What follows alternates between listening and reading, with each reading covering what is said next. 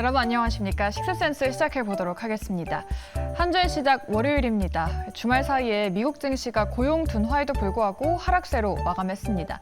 안 그래도 큰 호재가 없던 우리 증시에는 좀 부담으로 작용을 했는데요. 오늘도 초전도체가 상한가를 가는 등 초전도체 테마가 정말 강했고 일부 AI나 로봇 그리고 화장품주가 강세를 보였지만 지수를 방어하기에는 부족했습니다. 이렇게 파란불로 시작한 이번 주 시장 어떻게 대응하면 좋을지 두 분과 함께 알아보도록 하겠습니다. 오늘은 이화진 과장 그리고 이주호 본부장과 함께 할게요. 두 분 안녕하십니까? 안녕하세요. 네, 두 분과 함께 월요일에 어떤 이슈를 살펴보면 좋을지 첫 번째 키워드 통해서 바로 알아보도록 하죠. 올 초 주도주였던 AI 그리고 로봇까지 엮이면서 긍정적인 흐름이 나오고 있습니다. 일단 AI가 네이버 하이퍼클로버 일정이 정해진 상태라서 뭔가 일정주 매매로 접근을 해봐야 될지 과장님은 AI 섹터에 대해서 좀 어떻게 보세요? 삼성전자에서도 최근에 썰트루스랑 같이 협업한다는 얘기가 나왔었고 이제 그만큼 AI가 확장성에 대한 부분에 조금 집중을 할 필요가 있는 것 같습니다. 단순하게 바드 그리고 챗 GPT 이슈로 인해 가지고 AI 테마주가 간다는 움직임보다는 이제는 AI 색깔이 어느 정도 좀 더 뚜렷해지는 좀 모습이 아닐까라고 생각을 하고 있습니다. 결국에는 지금 이제 네이버가 이제 8월 24일쯤에 이제 하이퍼클로버 X를 이제 선보이는 만큼 그만큼 네이버를 필두로 해놔서 하나 둘씩 움직이는 부분이 나올 것으로 보이고 있는데 물론 카카오도 이번 2분기 실적 이후에 이제 AI 관련돼서 언급을 했던 만큼 하반기는 좀 더 좀 구체화되는 모습이 되지 않을까? 그만큼 시장 자체가 구글이 MS를 국내에 있는 이제 플랫폼의 MS를 가져간 만큼 만약에 이번 네이버가 하이퍼클로버를 통해서 시장 하나 둘씩 잡아간다라고 하게 되면은 그만큼 이제 솔트루스 플러스 코나테크놀로지도 SK와 준비를 하고 있는 상황이기 때문에 아마 이런 흐름들은 아마 좀 더 강한 흐름으로 가지 않을까 생각을 하고 있기 때문에 과연 이 AI가 어디로 이제 편성이 되고 이제 확장이 되는지 여부가 이제 조금 더 디테일해질 때 그 종목들을 좀 봐야 되지 않을까 생각하고 있습니다. 조금 더 시세가 이어질 것이다.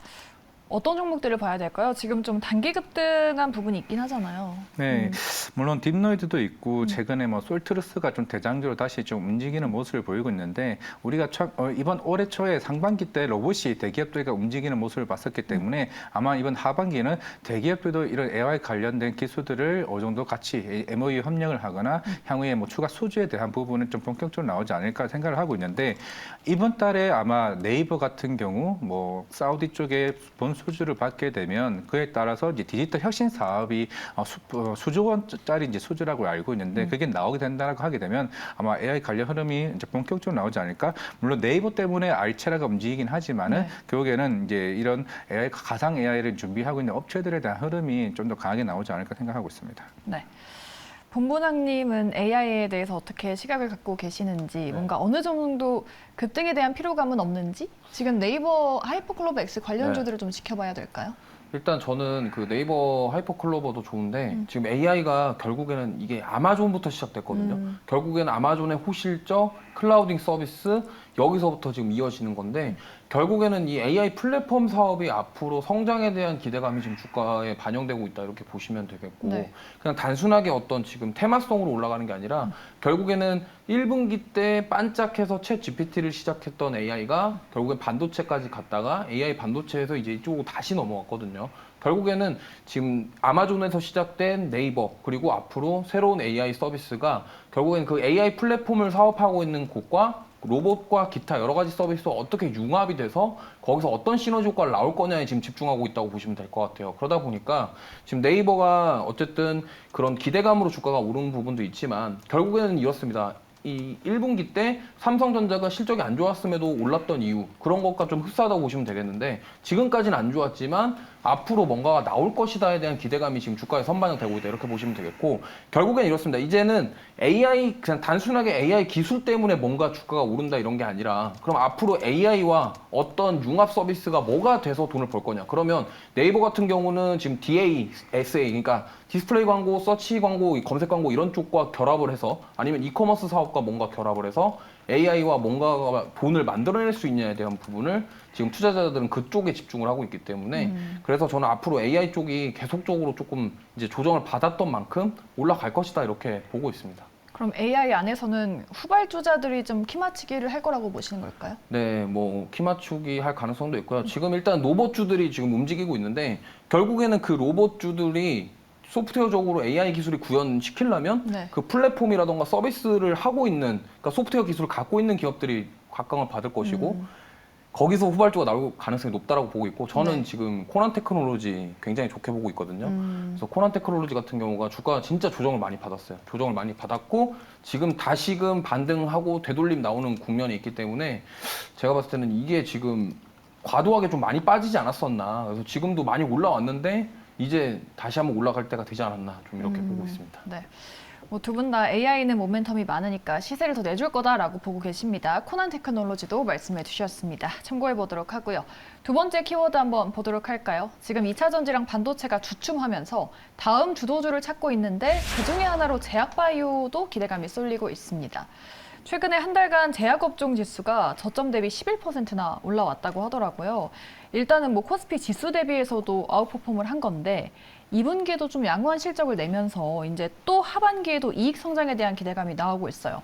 지금 잡아봐야 될까요? 물론 최근에 유황연 같은 경우가 좀 시장을 좀 주도했다라고 볼 수가 있는데 물론 최근에 좀 급등했는 부분은 좀 부담될 수 있습니다. 하지만은 그만큼 폐암 치료제에 대한 가치가 좀 높다라고 좀 볼 수가 있을 거고 결국에 우리나라 이제 식약처에서도 이제 1차 치료제, 2차 치료제 얘기하면서 1차 치료제 편입이 되게 되면 그렇게 그만큼 이제 보험급여에 대한 등재를 할 수가 있다는 거기 때문에 중요합니다. 그만큼 폐암 치료제 같은 경우는 그 1년에 쓰는 비용이 거의 7천만 원, 6천만 원이기 때문에 그만큼 이제 건강보험 등재가 굉장히 좀 중요하다고 볼 수 있고 10월 한 말쯤에 에스모에서 중간 결과 발표를 할 겁니다. 특히 얀센과 같이 병역요법을 하고 있는 인상 3상에 대한 준비가 좀 굉장히 중요하다고 볼 수 있고 그만큼 비세세포 폐암 자체가 워낙 전 세계적으로 환자들이 굉장히 많고 실제로 블록버스터급 8조 정도에 대한 시장이기 때문에 좀 그 유황량이 필두로 해서 폐암 치료제가 움직이고 있고 물론 오늘 같은 경우는 메디프로린 상한가를 갔습니다. 최근에 물론 작년에 이제 리카네밥이나 이제 아두카누박 같은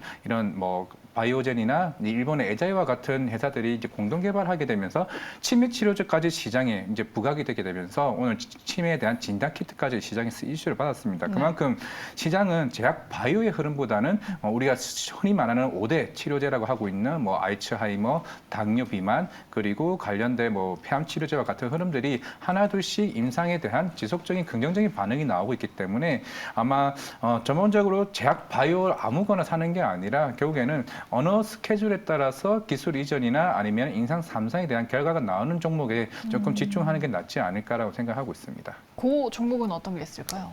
선두는 일단은 뭐 유황량입니다.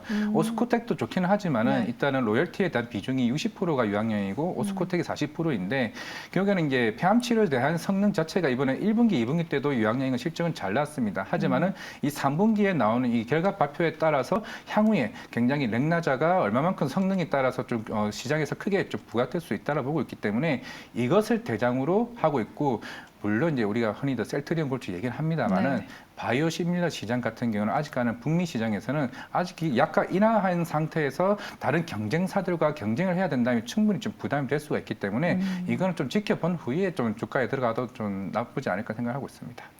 그렇죠. 유한양액을 시작으로 주가 반등이 나왔기 때문에 뭐 유한양액 위주로 또 지켜보자라고 말씀하셨습니다.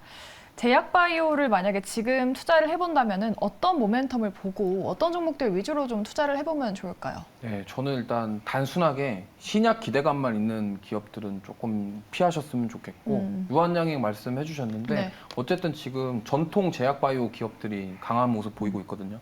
근데 그렇게 나오는 이유가 일단 기본적으로 실적이 받쳐주면서 신약에 대한 기대감까지 더해지기 때문에 지금 이러한 좀 상승이 나온다라고 보시면 되겠고 뭐 유한양액뿐만 아니라 한미약품도 지금 마찬가지거든요. 지금 제약바이오 중에 오르는 것들 보시면은 전통 제약바이오 진짜로 굵직하게 정말 그냥 기존의 매출을 깔아놓은 상태에서 신약 개발하는 기업들 위주로 지금 상승이 나오고 있기 때문에 이런 차별화를 좀 확인하시고서 들어가시는 게 좋을 것 같고 아까도 말씀하셨지만 셀트리온 그룹주 같은 경우는 지금 바이오시밀러에 되게 매출이 많이 치중되어 있기 때문에 이러한 부분들을 좀 약간 지켜보시는 게 좋을 것 같아요. 지금은 움직이는 제약바이오는 코로나 치료 이런 게 아니라 기본적으로 매출이 나오는 그러니까 자기네들이 팔고 있는 그러한 진짜 상비약이라던가 이런 거에서 기본적으로 매출이 나오면서 신약에 대한 기대감까지 더해진 종목들 위주로 지금 상승이 나오고 있기 때문에 그런 것들을 잘 고르셨으면 좋겠습니다. 전통 제약주 또 실적 이미 잘 나오고 있는 신약 기대감 더해진 종목들 위주로 보자라고 하셨어요. 어떤 종목들이 좀 예로 있을까요? 저는 이제 지금 관심 있게 보고 있는 게 JW 중해제약이거든요. 원래 이제 수액을 파는 회사인데 네. 코로나 때 수혜를 많이 받았었어요. 왜냐면 그 병원 가갖고 좀 그 뭐죠 그거?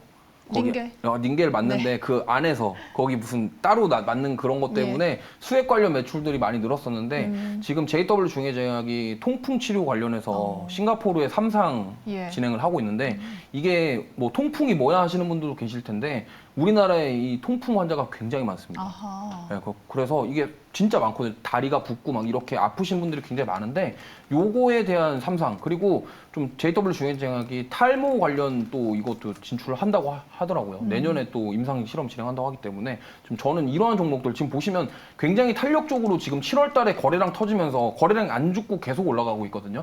그렇기 때문에 추가 상승 충분히 나올 것이다라고 보고 있기 때문에 지금 이렇게 JW 중해제약처럼 매출이 받쳐주면서 좀 2분기에 사상 최대 매출과 하반기의 매출까지도 기대되기 때문에 여기서 신약 개발 이슈까지 있다. 이런 거는 한번 저는 보시면 좋겠다 이렇게 말씀드리고 싶습니다.